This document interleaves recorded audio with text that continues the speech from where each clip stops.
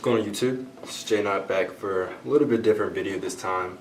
You see here we have 3 different shoes, all from Nike. But this time I'm going to talk to you guys about running shoes, gym shoes, those type of things. Because I think a lot of people get the wrong idea when it comes to shoes that you're supposed to work out in terms of what's best for your feet and what's going to help you benefit in the long run. So first I'm going to start with the shoe I would not recommend working out in personally in terms of running at the gym or doing any type of sprints, anything like that. If you're casually lifting, yeah, that's fine. But besides that, I would not work out in this shoe.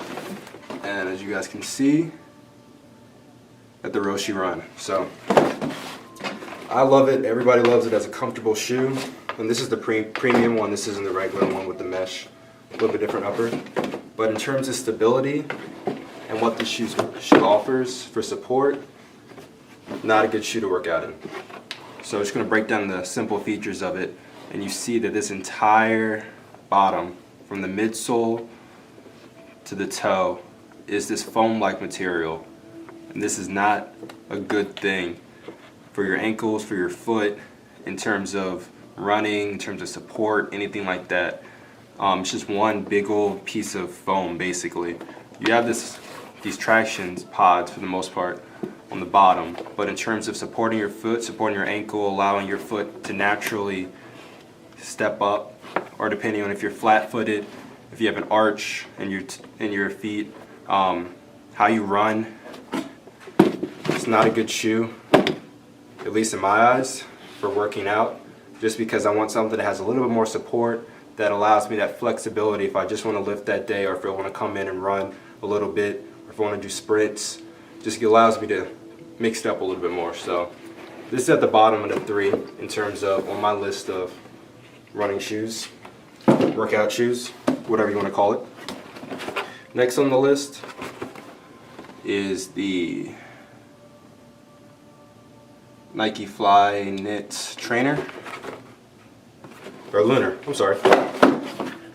Again, very, very comfortable shoe. I love the design, I love the material, I love everything about it, except for the fact that I do not think this is a good workout shoe or a good running shoe.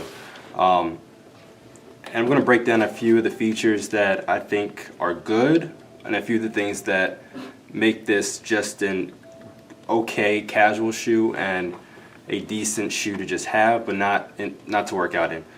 In terms of comfort, I would give this a 8 out of 10 easily. Very comfortable shoe, very easy to walk in, really soft, really, really light.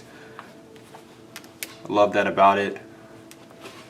Pretty nice traction on the bottom, from the toe to the forefront of the shoe. You won't see anything different in terms of the midsole. And that's what you're kind of looking at in terms of running shoes and gym shoes. You want to see what's going on right around here. And you see this entire shoe is kind of flat. For my feet, this would be a terrible idea to work out in, a terrible idea to run in, because I have arches in my feet, and I need something with support right here. And you see it kind of dips up a little bit, but you don't have really a distinctive difference between the heel of the toe, the heel of the shoe, or the front of the shoe.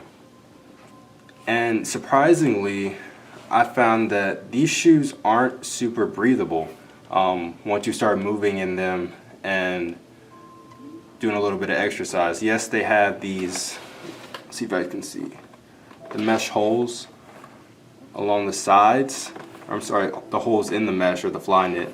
And you would think that, yeah, that would allow a lot of breathability, but for some reason, I think it's just the material or the fly knit itself, or just this woven material. It just loves to keep the heat in the shoe.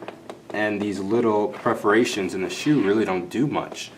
And I just had them on for about an hour and a half to 2 hours at high intensity like workout, and my feet were on fire at the end of it. So at least to me, I mean, I love the shoe. It's not something that I will work out in again, or I'll try to run in. I'll wear it casually all day long. Same with the Roshe Runs, but not to work out in, at least personally. Like I said, if you're doing a lot of just cardio stuff like the cross trainer thing or lifting, the shoes are perfectly fine for you. You don't have to worry about anything. Just stick with what you got. Personally, I'm just talking about running and that flexibility between lifting and allowing you to extend your workout beyond just lifting or beyond just the casual. I'm talking about sprinting, the hills, everything from indoor to outdoor workouts. And so this last shoe is the one that I work out in. This is the Nike Zoom Structure 16 Plus. Pretty basic setup for the most part, so let's go ahead and get into that. And what you'll see is that the sneaker features an entire kind of different, not really upper, but it goes from mesh on the front and the toe to a type of fly knit plastic on the side, plastic heel cup in the back, and you can visually see the support difference between the fly knit trainer and the Roshe and this sneaker. Compared to weight, this one's a lot heavier than the fly knit, but it's like that for a reason. It's an outdoor running shoe and indoor running shoe, and you'll see the traction pods are a lot separated than on any of the other sneakers that we've gone over so far. So it allows your foot to sink into the ground and get that support throughout your entire run or your workout or whatever you're doing at that time. It's Nike Plus enabled as well, so if any of you guys are into that, you can do that. And it's extremely breathable. This mesh upper compared to, where is it? Compared to this sneaker, it's a lot more breathable. You can spend pretty much all day in these things and you won't have to worry about your foot sweating or feeling like it's on fire at the end of your workout or at the end of your run. And you may think like, oh, why would I just want to work out in just a casual shoe or a shoe like this? Well, it's made for running, it's made for working it out. It's not really meant to be a fashion statement. It's meant to support your foot and allow you to perform at your highest level while at the gym or while running instead of just on the casual level. And the biggest difference, at least to me, with all these sneakers is the price point. I mean, I walked into my local running shop and picked these up for, let's see, it's gonna focus, $110. Flyknits, Nike Flyknit Lunar, retail, I didn't pay retail, but let's see if you can focus on that. Retail is $160. So you're paying for that multicolored look, you're paying for that fashion, you're paying for that Flyknit technology, which is cool and all, but in terms of just support and a good running shoe, I would suggest going to a local running shop here in VA. We have VA runners. I know there's Fleet Feet down south in North Carolina. I'm sure there's a lot of different running shops all throughout the area. Even your local Nike shop sells sneakers like this. And all you have to do is just Google running shoes or different types of running shoes, and it'll break down the 3 different types that are best for your feet. Whether you're flat-footed, you have a little bit of an arch, or you have a big arch. Whether you come off straight, off to the side, or off this way. And all these things determine whether your feet are comfortable afterwards, whether you have back problems, hip problems. Any of those things can be eliminated or at least diminished by your running shoe or the type of shoe that you're using. So I would highly recommend to you all to do some research, look into what shoe best fits you, and get away from these fashion shoes in terms of working out. Get away from what looks good and what the latest people are wearing on the street, basically. I mean, it's fine, yes, if you're going to the gym every once or twice a week or once a month. Yeah, it's fine to go to the gym in this. That's not going to make much of a difference. It's fine to go in the Jordans. It's fine to go in whatever pair of basketball shoes that you have.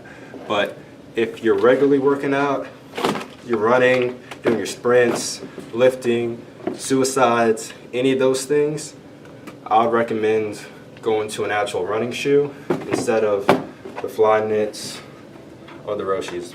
Personally, I remember the times where I forgot my sneakers in high school and I had to work out. This was back when Air Force Ones were huge, were big, and I had to work out in run laps basically in Air Force Ones, and my feet were on fire. And I know you guys remember playing ball in Air Force Ones. I mean, that was the thing. That's what people did. And you remember how heavy your feet were, how you couldn't move. It's so much depends on the shoe. And so that's my little rant on running shoes and what I suggest, my little suggestion. You can take it or you can leave it. Just wanted to put it out there for you all. Appreciate you guys watching. For all your on-court stuff, go ahead and check out kicksoncourt.com. Nightwing does an amazing job reviewing shoes, reviewing the best basketball sneakers, so go ahead and give him some support. I'll leave his link in the description and below. As always, I appreciate you guys watching the video. Go ahead and hit that subscribe button if you haven't already. I'll put that somewhere around here. But as always, you guys have a great day, and I appreciate you guys watching my videos.